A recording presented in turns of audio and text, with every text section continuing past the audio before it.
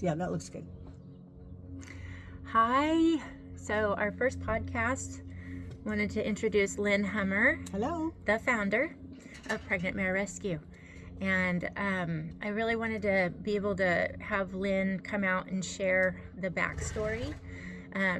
We're all of our subscribers, we're so grateful for you. And the horses and myself and Lynn are really enjoying sharing the content. And to me, it was important at this stage to really give you a background and give you some exposure to Lynn Hummer, the founder. So I have some questions for Lynn, Mm-hmm. and the first question I feel like is so vital is where it all began, and can you take us back to the very first moment that the idea of Pregnant Mare Rescue hit you? Absolutely. I had surprised my 12-year-old daughter. I wanted to take her up to the Wild Horse Sanctuary to go horseback riding and stay in a cabin overnight and enjoy being around wild horses. I had no idea that there was any problem with the way horses were being treated in the United States. This was a very fun, innocent trip, and up north we went one morning up to Shingle Springs or Shingletown. And on the ride, we went past a number of horses and a couple of donkeys. And the woman, Diane, who founded the Wild Horse Sanctuary, began to share the story of why she created the sanctuary. And she stated that because of this sanctuary that she had started, these horses will now not be going to slaughter. And that stopped me dead in my tracks. And I thought, what do you mean going to slaughter? And I cozied up a little closer to her on my horse, and she said, presently over 200,000 American equines are being sent to slaughterhouses in Mexico and Canada every single year. Plus, there is an effort to eradicate all of the wild mustangs off of the plains in North America and send them to slaughterhouses. Right now, they're all being put into BLM holding corrals. So we had a lovely weekend, but I drove home with this knot in my chest, wondering how on earth something so horrific could be taking place. And that set the wheels in motion. I felt I had to go home and make a difference and do something. Awesome. So, I mean, horrible information that you received, Yep. but Yeah. the fire was Yeah. lit. Yeah, it was quite a task. I had to relocate my entire family. We were living over in the Bay Area, and so I had to convince my husband to sell the home and get a new commute. We had to pull the kids out of school and put them in new schools over here in the county. We had to move in with my brother in a 900 square foot home until we could find something to buy. And so it was a real leap of faith. It was a real gamble, but we were determined to do it, and we made it happen. So cool. Yeah. That's amazing. Yeah, and miracles happen along the way. The woman who found out about what we were trying to do sold us the ranch that we're at now for much, much less than what she was asking, Oh, wow. which was a miracle. That Otherwise, is we so couldn't cool. have afforded it. Okay. Yeah, so that's how we got our start. That's so cool. I mean, that's like, to me, it's really interesting to hear like all the steps that you had to take to really commit to putting this together. Scary. It's amazing. Oh, it's totally. Just a leap Like, of faith. You're just going, oh, please, amazing. God, please make this work. Please help You me. know, my husband's looking at me like, okay, I'm trusting you. Okay, I'm along for this ride. Yeah. Oh my gosh. But it worked, yeah. That's so cool. Okay. So what did you see, hear, or experience that made you like actually step out of the comfort zone and really like actually do it? Well, once we had made the commitment to move, and I had made the commitment to make this happen, I began getting educated online, and I began looking at feedlots. And often now they're called kill lots. And I began looking at all of the different states and all of the different lots and all of the different kinds and breeds of horses that were just being thrown away.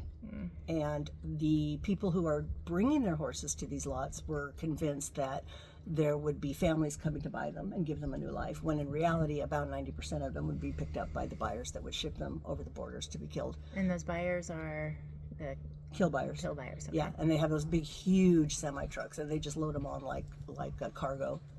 So my heart really was drawn toward. I found this one little pregnant mare online, and she was intellectually challenged. I didn't know why. she was compromised, but they were going to send her to slaughter. And she was kind of like a quarter horse pony. She was really little. And so I'm, still in Campbell, and I just hit the press go button, and I saved this little life for $300. Right on. And I had no money. Oh my God. No seed money. Oh, people wow. talk about, well, how much seed money did you have? And what was your business plan? It was like, there was none. I just was flying by the seat of my pants. So then I presented to my husband that, hey, we saved a little quarter pony, and I'm going to name her Rose, and she's pregnant. And so I'm going to make arrangements to have her, delivered to Santa Cruz, and then we'll go from there. And so then the wheels really began turning, and it was kind of real then, I bet. And we put her at Willow Pond, and she foaled there and had a little black filly we named Roxy. And it was amazing, the people at the barn and the support and the contributions and the help, the excitement, realizing what had just transpired, what had been done. It wasn't just another mare having a baby. It was a threatened life on the verge of going to a horrific death, being saved, and look at this beautiful little life. And it was fabulous. It was miraculous. People were just, enamored. Yeah. It was a really fun year. Really exciting and fun and scary, but more exciting than anything. And how was that foaling? Like, were you on site when she actually foaled, or were there other people? The interesting thing is, we had spent the whole day out there, and of course we're still in Campbell and commuting over the hill, and we had bought straw, and we had cleaned the water trough, and we had set up her pen, and she was in the pen, and she was just darling. And we had been there all day, and we left about 5, and then we drove all the way back over the hill. And as I was getting into the house, my phone rang, and they said, Lynn, your baby's on the ground. And I'm like, oh my God. Of course. So I threw the children back in the car, and over the hill we went, and it was just so cute. So we were there till about midnight, Wow. It was just really special. Exciting. Yeah, super, super sweet moment. And the kids, oh my gosh, my daughter was just laying in the straw next to this baby horse, Oh my God, that's so moments, beautiful, just to be part of that that piece. It makes you feel like it's an affirmation. It's like, I'm doing the right thing here. Yeah, This, it's scary, and I have no idea how well this will fly, but we're going to try and make a difference. So good. And that's what we did. Good. Yeah. And so when you were talking about Rose, what did you mean by compromise? What did you mean by... Well, we, after she had foaled, and when we could do it, we took Rose and her little filly, Roxy, down to Steinbeck to have an evaluation done. And Steinbeck's a large animal hospital. Yes, Okay. south of here. Okay. And they're really nice people and very reputable. And so we took her down to Steinbeck, and they did an eval on her and did some x-rays, and she had suffered blunt force trauma to her skull. And so the vet said the simplest explanation is somebody hit her with a baseball bat or a board right across the head. There's really, horses don't run into walls to make that kind of a fracture. Wow. So that was really hard to hear, but it did explain why she was off, but it didn't matter. She was so sweet. We knew we would never let her go, that she would be with us forever. We would never rehome her. And she was a wonderful mother. She was great. So we brought her home, and we made her feel good, and then we kept looking, to purchase that piece of property so we could bring her home and have her right with us. And she's now living in Petaluma, is that correct? Yes, she's in Petaluma, and I just saw her a little while ago. I went up to visit another rescue that we had done years ago. I like to follow up and check on them every now and then, and she's great. Yeah, she's on lots and lots of acreage with lots and lots of buddies. A lot of horses that we've rescued over the years are with her. It's like looking at my children, to go see CJ and Rose and Allie and Winona. Yes, all like, those saves. Yeah, Mom Dina. You go up and they probably are like, oh, she's here. That's really... They do remember. They're amazing that way. They absolutely do. Yeah, they do connect so deeply. Yeah. And so,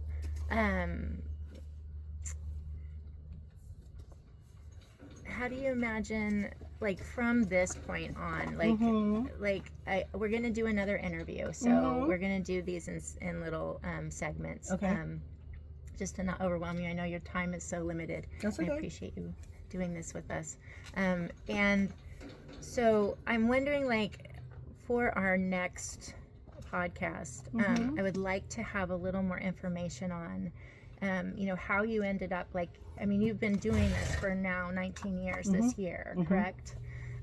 May 2006 you started, and so just this May you celebrated 19 years. Right, So right. cool. Up and down, for sure. And like, what do you see happening in like the next year, as far as like, and I think we'll go into that in the next podcast, but I really wanted to touch especially on one thing I really want to touch on is just the philosophy, like the philosophy of how you've really brought in a distinct way of foaling. So when these mares foal, you have really given them an opportunity to be with their babies, because some of them come from like the breeding barns. Oh yeah, the Premarin. Oh yeah. And I remember Malibu came from the Premarin, and she just didn't want to leave her baby. No, we let it do it on their terms. Yeah. And a lot of people love to give me a bad time about that. I've had a lot of equestrians and trainers say, "Oh, I can't believe you don't pull them at 6 months." It's like, I would never pull anything. Sorry, we don't break things here. We don't pull things here. We let the mares make the decisions. They've already been through enough trauma, especially the Premarin mares. Malibu had probably had, I think, 11 of her foals taken and sent to slaughter at 3 months old, and she never got to nurse them or take care of them or anything.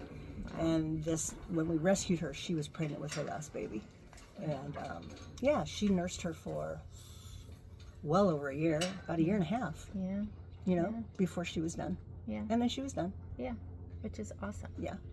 But we let the mares, I just think that people misunderstand horses, and that if they would let them be horses and not their enjoyment tools, all the time.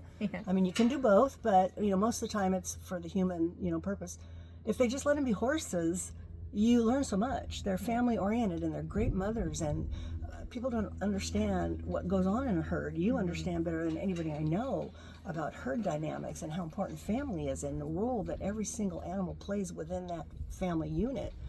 And I think if people were more aware of that, maybe they would treat their horses a little bit less like a commodity and more like a pal, a friend that they could take care of. Family. Yeah.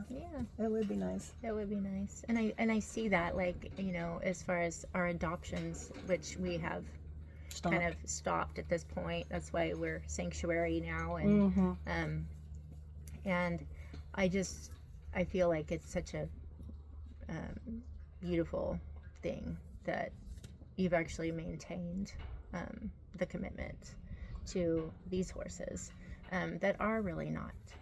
They're deemed non-adoptable, and that's okay. Like, that's the commitment is if that's what needs to take place for these individuals. And I think it's interesting and important to note that I gave up 2 opportunities that would have really turned this organization into a big deal. There was a woman from Europe, I won't mention her name, but she was a very high-powered marketing consultant and had done business with lots of big companies, and she just really loved what I was doing and really wanted to make it a big deal and get it on the map and have everybody know about it, and we would become an entity out there that everybody know about.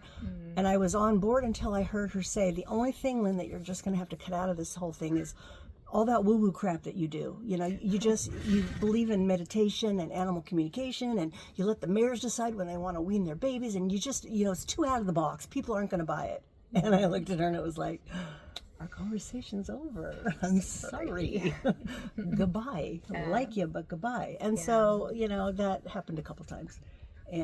But what's the point? It's like important, as you know, for me to track our horses. Otherwise, what are you doing? How many rescues out there put these horses into homes and then never know what happens to them? Do they wind up back in the cycle, back in the pipeline, back on their way to slaughter? Which we've seen on social media. We have seen that it's actually been proven that happens, and it's unfortunate. It's important to be able to track them. And we've had to pull them back because people don't honor their contracts, which is why we don't even do it anymore. But so it's always been the right choice. It's just not always the easy choice. Financially it makes it tough, but. And that's one thing I wanted to mention is donation based only. Everything that we do here is based on community and the support of all of our subscribers, and we're just so grateful for all of you that are contributing and going to the website. there's also the sponsorship page that will give you a detailed example story of each horse, and the sponsorships have like cool perks and everything. So I like to mention that right now, and really just to reiterate how important it is that we are sticking to the integrity of the mission, and that we are really like this is your baby, and this has like been so wonderful to kind of be in the background and working with the herd and things like I do, but to know that you're doing all of that hard stuff, the business end of things, like, thank you. Well, I'll tell you, when I first wow. started, I wanted to be the Dina, and I wanted to be out there, gentling the babies and spending time. And then I quickly learned, I had 2 or 3 horses that we had rescued, and they had their babies, and it was like, yeah, okay, I could spend all day out here, but then I still have to go in and think about the newsletter and think about the bills and think about the website and think about answering calls and think about returning calls. And it was like I had to make a shift. And then thank God, I found Dina, and she got, not got to, but she took on that role and has absolutely flourished in it. I mean, there isn't anybody that works with horses better than Dina. You're so sweet. Oh, and has been doing it forever. There are a lot of newbies in this world of treating horses with a lot of love and respect, and Dina and I are chuckling over coffee because we've been doing it for 20 years. And it's true. We got laughed at for so long. Oh, yeah. They look at us like, are you guys out of your yeah. mind? And I want to say, like, I'm glad and grateful that there are some really big names out there that are doing it differently and are teaching, and they're showing and educating, and they're really, really speaking the language that we really want to see out there in the horse world. And that's huge. It's massive. They have a voice, they have a big name, and that's going to make a big difference for and it's coming up. Horses. It's up and coming. People are very interested in a new way to be with horses. Yes, it's really cool. Yeah, it is. It's a beautiful thing, and it's not only about the horses. Like, it really becomes about us humans and our ability to, like, check ourselves and really develop ourselves into like the best possible human being we can be, because they don't lie. They can't. They don't fib. They don't really give you a break, because they're not like going to cover for you, and that and that's the honesty is really great. But that, to me, is where we get to grow as a human being, and that being out here, and I want to share my gratitude with you for that, because it's such a gift to be here. It's hard work, but it's so rewarding.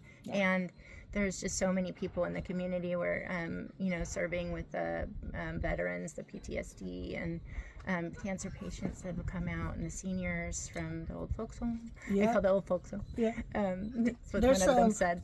A lot of miracles that go on. Next podcast, I'll share a couple of miracles that stick with me to this day, because it was so stunning to me what had happened and what occurred. And I didn't do anything. It was all the horses. I just stood there with my jaw dropping. Oh my gosh, I'm so excited for that episode. Yeah, it's fun. I'm going to see what my notes are here, because I know that there is the next episode, and it's going to be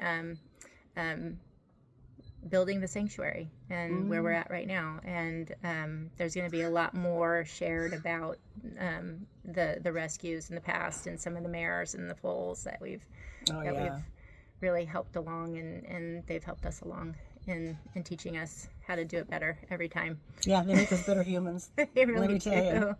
And so I just want to thank you. I want to thank you, Lynn. Yeah, thank you. Fun to be here. And please tune in for our next one. I'm going to be hopefully putting these up every Friday is the goal. And that way you can have something to look forward to. But about noontime every Friday, you'll see a new podcast. And so thank you for joining us. And we got some of our herd behind us. There's a big butt back there. All right. So thank you, guys. We'll also do a podcast where we're going to introduce all the horses to you. Oh, that'll be fun. Yeah, one at a time. Yeah. Thank you, guys. We'll see you. Bye. Bye.